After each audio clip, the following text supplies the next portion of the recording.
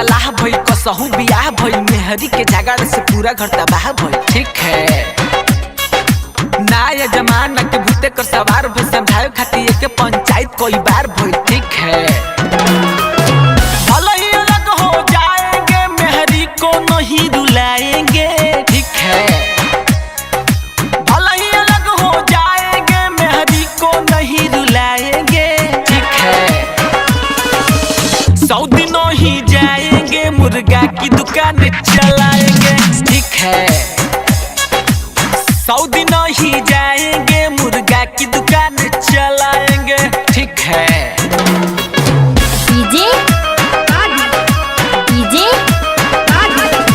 DJ Harshi Harshi Harshi तनिया से बात रहे माई चचरात रहे। ठीक है तनिया से बात रहे माई चचरात रहे केनियो से आई तो कपार हमर खात रहे। ठीक है साहिल सिलेंडर समझाओत बार बार रहे और अरविंद कुमार के लफड़ा बड़ी यार रहे। ठीक है केहू जदी कही कुछ वो छोड़ के नहीं जाएंगे। ठीक है केहू जदी कही कुछ वो छोड़ के हम ना जाएंगे। ठीक है सऊदी हम ना जाएंगे मुर्गा की दुकान चलाएंगे।